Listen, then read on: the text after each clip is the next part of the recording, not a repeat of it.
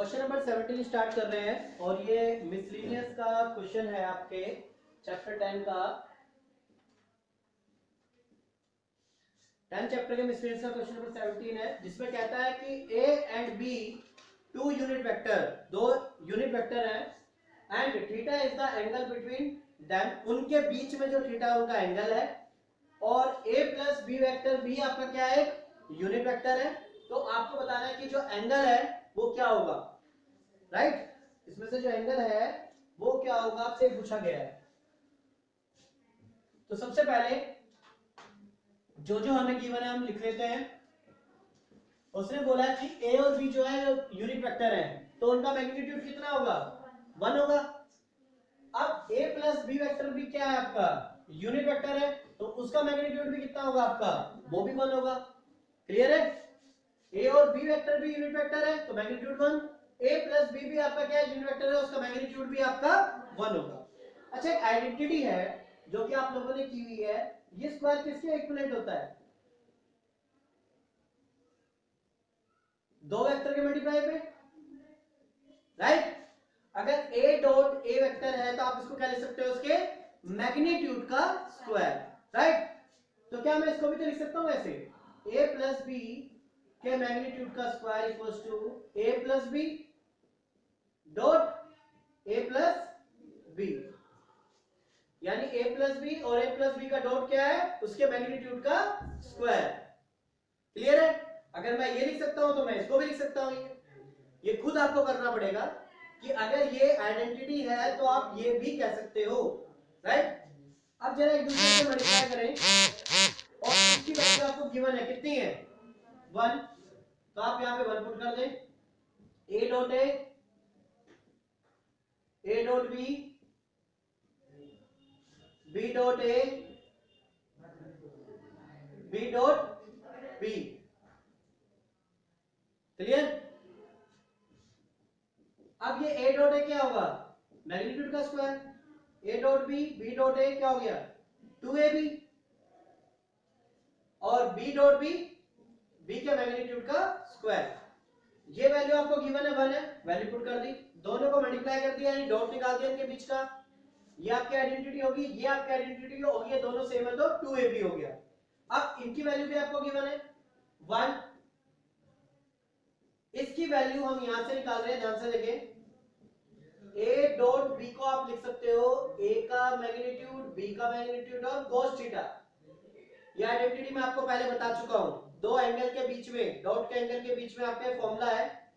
Value आप यहां पे पुट करें ए डॉट बी की, ए का मैग्नीट्यूड, बी का मैग्नीट्यूड और cos थीटा। ये वैल्यू क्या है इसकी, इसकी वैल्यू क्या है आपकी 1, यहां पे वैल्यू 1 पुट कर दी। अब 1 से 1 जो है आपका क्या हो जाएगा, ये 1, ये 2, इनकी वैल्यू भी क्या है आपकी, इन दोनों की वैल्यू भी क्या है आपके 1, cos थीटा, ये 1, एक 1 से 1 क्या हो गया, कैंसिल, इस 1 को उधर ले जाइए, रिमेनिंग पोर्शन इधर कर लेते हैं। इस 1 को जब आप यहां पे लेके आएंगे तो क्या होगा, -1, 2 से डिवाइड करें, और जब इस cos को आप इधर ले जाएंगे तो कितना होगा, 1/2। अगर cos का एंगल नेगेटिव होता है तो आप इसको क्या माइनस करके लिखते हैं, पाई में से माइनस करके लिखते हैं। ये आइडेंटिटी है, cos इनवर्स अगर -x है तो आप क्या लिखेंगे इसको, पाई माइनस x। क्लियर है? अब 1/2 की वैल्यू कहां पर होती है, cos 1/2 कहां पे होता है, 60 पे, यानी इसको आप लिखेंगे π/3 और सॉल्व करेंगे तो आपका फाइनल आंसर आएगा 2π/3। ये आपके इसके एंगल का फॉर्मूला हो गया। एक बार दोबारा डिक्टेट कर देता हूं क्वेश्चन। ए और बी यूनिट वेक्टर है तो उनका मैग्नीट्यूड 1, ए प्लस बी भी क्या है, वो भी यूनिट वेक्टर है, उनका मैग्नीट्यूड भी आपका 1। अब एक हमने एक चीज ली है कि ए के मैग्नीट्यूड का स्क्वायर इक्वल्स टू होता है ए डॉट ए, तो क्या मैं ये लिख सकता हूं, ए प्लस बी का डॉट क्या होता है, इसके मैग्नीट्यूड का स्क्वायर। अब यहाँ पे इसकी वैल्यू मुझे गिवन है 1, इन दोनों को मैंने डॉट किया, ये हो गया आपका ए के मैग्नीट्यूड का स्क्वायर, ये हो गया आपका बी का मैग्नीट्यूड का स्क्वायर, और ये दोनों आपके ऐड हो गए। ए डॉट बी की वैल्यू आप यहां से रख सकते हो, ये वैल्यू है यहां पे हमने लिख दी। ए के मैग्नीट्यूड की वैल्यू 1, बी के मैग्नीट्यूड की वैल्यू 1, ये 1 से 1 क्या हो गया कैंसिल, इस 1 को मैं उधर लेके जा रहा हूं -1, 2 डिवाइड में ले गया। अब cos उधर जाके क्या हो जाएगा cos इनवर्स 1/2। जब cos इनवर्स का एंगल नेगेटिव होता है तो आप इसको क्या लिखेंगे पाई में से माइनस करके, तो पाई में से माइनस करके लिखा हमने। अब cos 1/2 कहां पे होता है π/3 पे, यानी cos 60 पे। अब इसको एलसीएम लिया तो आपका थीटा जो है वो 2π/3 आया है, और 2π/3 आपका आंसर है डी। तो डी आंसर जो है आपका इसका करेक्ट आंसर है।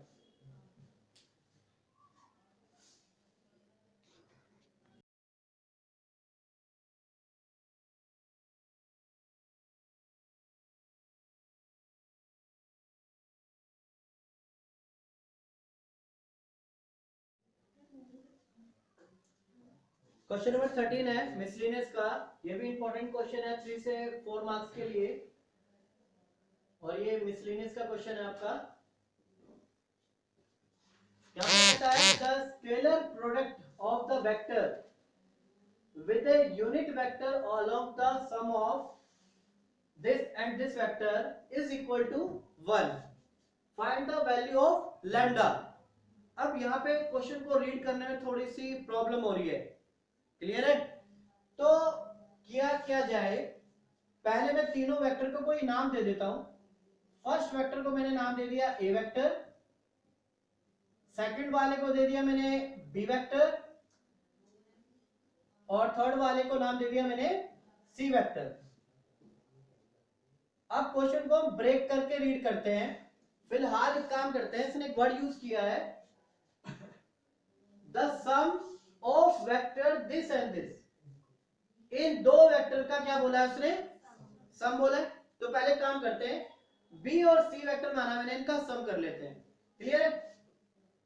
B vector plus vector 2i 4j 5k plus lambda i 2j और 3k।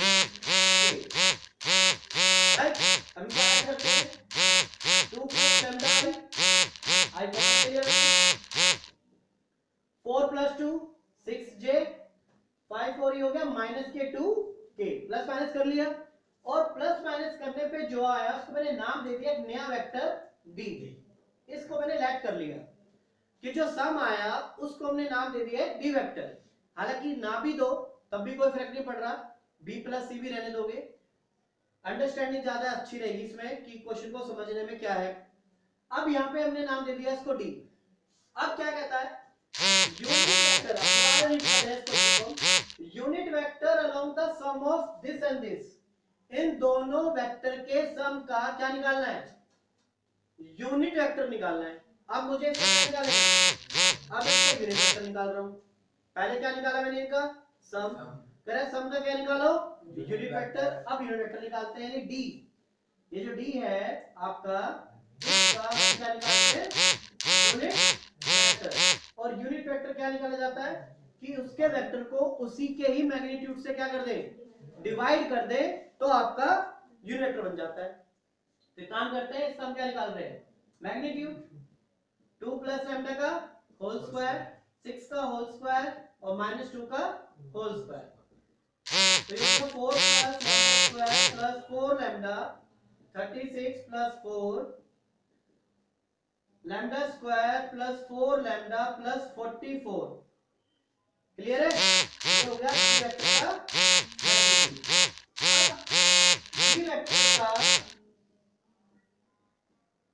यूनिट वेक्टर निकालेंगे तो क्या होगा, ये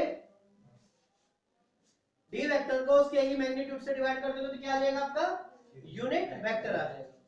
तो ये ऑलमोस्ट फिनिश ही आपका कर देते हैं। 2 plus lambda i 6j minus 2j divided by this lambda square 4 lambda plus 44।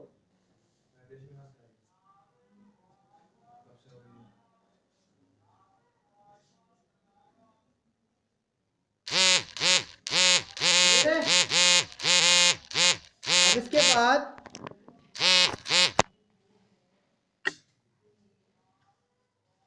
इसके बाद आगे क्या पॉइंट है,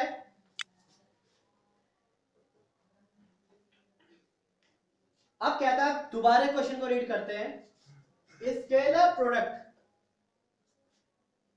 प्रोडक्ट ऑफ वेक्टर विद, इसके साथ में स्केलर प्रोडक्ट, इसके यूनिट वेक्टर के साथ में, क्या बोल रहा है, ये आपका वेक्टर है, कौन सा वेक्टर था आपका, ए वेक्टर, स्केलर है, स्केलर को क्या बोलते हैं, डॉट प्रोडक्ट, स्केलर है किसके साथ में, डी वेक्टर के साथ में, इक्वल्स टू, दोबारा रीड करो, the scalar product of the vector is with, किसके साथ, सम ऑफ, इन दोनों के सम के यूनिट वेक्टर के साथ स्केलर बोल रहा है, तो इन दोनों वेक्टर के सम क्या है, ये रहा, उसका यूनिट वेक्टर क्या है, ये रहा, तो ये वेक्टर जो है इस वेक्टर के साथ में क्या है, स्केलर है, यानी कि आपका स्केलर प्रोडक्ट है, और वो किसके इक्वल टू है, 1 के इक्वल है, राइट, ये वेक्टर स्केलर है, यानी ये वेक्टर स्केलर है, स्केलर प्रोडक्ट है विद सम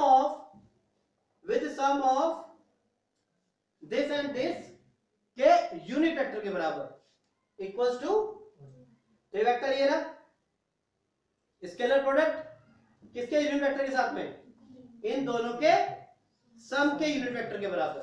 अब ए वेक्टर क्या है आपका, ये रहा, आई जे के डॉट डी, डी आपका ये रहा, 2 प्लस लैम्डा आई 6 जे और -2 के divided by lambda square 4 lambda plus 44 equals to 1, right. अब आप मल्टीप्लाई करेंगे, ये आपकी वैल्यूज क्या है, 1 1 है, 1 को इससे मल्टीप्लाई करेंगे 2 प्लस लैम्डा, 1 को इसके साथ मल्टीप्लाई करेंगे 6, 1 को मल्टीप्लाई करेंगे इसके साथ -2, और ये डिवाइड वाला पोर्शन आपका यहाँ पे 1 के साथ मल्टीप्लाई हो जाएगा, क्लियर है, ये डिवाइड वाला पोर्शन इधर क्या हो जाएगा आपका, मल्टीप्लाई हो जाएगा। अब ये 2 से 2 क्या हो गया, cancel, lambda plus 6 equals to lambda square plus 4 lambda plus 44, squaring both side. अब यहाँ पे स्क्वायरिंग बोथ साइड करेंगे तो आपका इस तरह से आएगा, यहाँ पे आपका स्क्वायर करेंगे तो अंडर रूट हट जाएगा, यहाँ पे स्क्वायर किया, अब ये स्क्वायर ओपन करें, A square plus B square plus 2ab,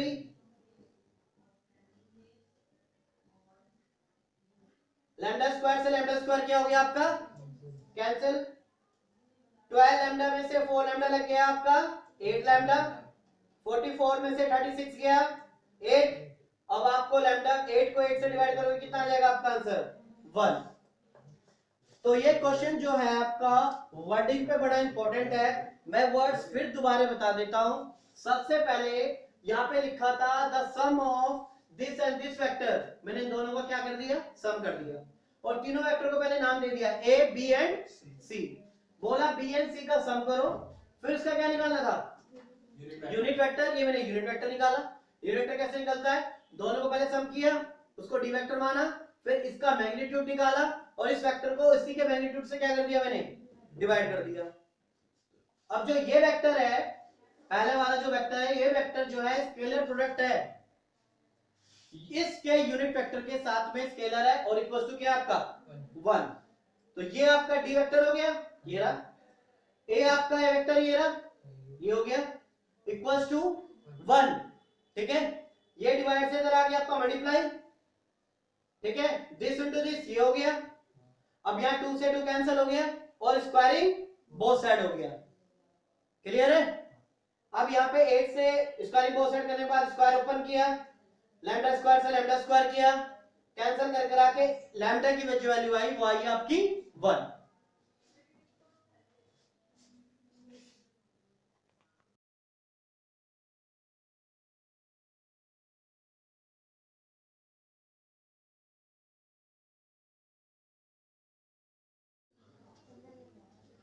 question number 12 start कर रहे हैं, ये भी आपका मिसलेनियस का क्वेश्चन है और इंपॉर्टेंट है। ए vector B vector, C vector, आपको तीन वेक्टर्स यहाँ पे गिवन है। फाइंड अ वेक्टर डी, आपको डी वेक्टर फाइंड करना है जो कि परपेंडिकुलर है बोथ ए एंड बी, यानी दोनों के साथ में, ए के साथ भी और बी के साथ भी, और सी डॉट डी आपको दिया हुआ है उनका डॉट 15। तो यहाँ पे आपको डी वेक्टर फाइंड करना है। तो सबसे पहले डी वेक्टर को लेट करते हैं। लेट डी वेक्टर एक्स आई वाई जे और जेड के, ये आपने लेट कर लिया डी वेक्टर। क्लियर है? अब जो डी वेक्टर है ये परपेंडिकुलर है ए वेक्टर के साथ भी और ये परपेंडिकुलर है आपके बी के साथ भी। क्लियर है? साफ बोला है कि जो डी वेक्टर फाइंड करना है which is perpendicular to both A and B, A के साथ भी परपेंडिकुलर है और बी के साथ भी परपेंडिकुलर है। तो आपको परपेंडिकुलर की प्रॉपर्टी पता है कि अगर कोई वेक्टर परपेंडिकुलर है तो उनके बीच का डॉट क्या होगा आपका? जीरो होगा। तो डी वेक्टर आपका लिखिए एक्स आई वाई जे जेड के dot A vector. A vector आपको गिवन है 1i 4j and 2k equals to 0। तो सबसे पहले इनके बीच का डॉट निकालते हैं। x इंटू 1 x, क्योंकि i डॉट i 1 हो जाएगा, 4 into Y j dot j 1 हो जाएगा, z को 2 के साथ 2k इक्वल्स टू 0। ये क्वेश्चन नंबर आपकी क्या हो गई? Sorry 2z equals to 0। अब दूसरे के साथ देखते हैं। जो डी वेक्टर है वो भी परपेंडिकुलर है किसके साथ? बी के साथ। तो इनके बीच का डॉट भी क्या होगा आपका? 0। तो डी वेक्टर जो है वो आपका है एक्स आई वाई जे जेड के डॉट बी वेक्टर है 3i minus 2j plus 7k equals to 0। अब इनके बीच में हम डॉट कर रहे हैं। x into 3 3x minus 2y plus 7z equals to 0। ये इक्वेशन नंबर आपकी क्या हो गई? 2। इसके बाद थर्ड इक्वेशन आपको गिवन ही है, c dot d equals to क्या है? 15 है। तो यहां से हमारी थर्ड इक्वेशन निकल जाएगी। c क्या आपका? 2i j 4k dot d, d आपका xi yj और z k equals to 15। Multiply करेंगे 2x y 4z equals to 15। अब आपके पास तीन इक्वेशन है। अब तीन इक्वेशन से आपको x y z की वैल्यू निकालनी है। वो x y z की वैल्यू आप डी वेक्टर में पुट करेंगे और आंसर हमारा सोल्व हो जाएगा। तो इतना काम करना है। तो पहले तीनों इक्वेशंस को हम सोल्व करते हैं। तो from first and second equation से देखते हैं हम क्या कर रहे हैं यहाँ पे। From equation second first and second, first equation में मैं 3 से मल्टीप्लाई कर रहा हूं, जिससे फर्स्ट इक्वेशन में मैं 3 से मल्टीप्लाई कर रहा हूं डायरेक्ट। तो 3x 12y 6z equals to 0। ये आपकी equation 3x minus 2y plus 7z equals to 0। तो अब ये मैंने क्यों किया कि 3 से मल्टीप्लाई क्यों किया फर्स्ट इक्वेशन, जिससे यहां से जो x वेरिएबल है वो मैं एलिमिनेट कर सकूं, खत्म कर सकूं। अब मैं यहाँ पे साइन चेंज कर रहा हूं, minus plus minus cancel, 12 plus 2 14y plus 6 minus 7z minus z equals to 0। अब हम बात करते हैं from equation first and third. First और थर्ड इक्वेशन की ओर चलते हैं हम। तो फर्स्ट और थर्ड इक्वेशन में मैं फिर दोबारा x को एलिमिनेट करूंगा, तो इसलिए मैं इसको 2 से मल्टीप्लाई कर रहा हूं। 2x, फर्स्ट इक्वेशन को मैं 2 से मल्टीप्लाई कर रहा हूं। रिमेंबर ये आपके third equation 2x minus Y plus 4z equals to 15। Sign change कर रहा हूं, minus plus minus minus, 2x से 2x कैंसिल, 4z से 4z कैंसिल, 8 प्लस 1 9y और ये आपका माइनस के 15। तो यहां से y की वैल्यू कैलकुलेट हो जाएगी, माइनस 15 बाई 9, 3 से कैंसिल हो गया। तो फाइनल जो y की वैल्यू है वो है आपके y इक्वल्स टू -5/3। इस y की वैल्यू को मैं इक्वेशन नंबर जो ये 4th आई है इस इक्वेशन के अंदर मैं पुट कर रहा हूं वैल्यू को 14y, y की वैल्यू आपकी ये रही, माइनस z इक्वल्स टू 0, -70/3, तो -70/3 इक्वल्स टू z। ये आपकी y की वैल्यू, ये आपकी z की वैल्यू। अब किसी भी एक इक्वेशन में पुट कर दें तो आपके x की वैल्यू फाइंड आउट हो जाएगी। तो इक्वेशन नंबर फर्स्ट में मैं पुट कर रहा हूं वैल्यू को x प्लस 4y, y की value -5/3 plus 2z plus 2 into z -70/3 equals to 0, right. अब यहां पे मल्टीप्लाई करें 20/3 माइनस 140/3 इक्वल्स टू 0, तो x की वैल्यू कैलकुलेट करेंगे तो 160/3 आ जाएगी। ये आपकी x की वैल्यू, ये आपकी y की वैल्यू, ये आपकी z की वैल्यू, राइट। तीनों वैल्यूज आ गई। तीनों वैल्यूज को मैं यहां पे पुट कर दूंगा फाइनली, तो आपका आंसर आ जाएगा। तो यहां पे लिख देते हैं d vector equals to xi, x की वैल्यू 160/3, y की वैल्यू -5/3 और z की वैल्यू -70/3। तो इस तरह से हमारा d वेक्टर फाइंड आउट हो चुका है।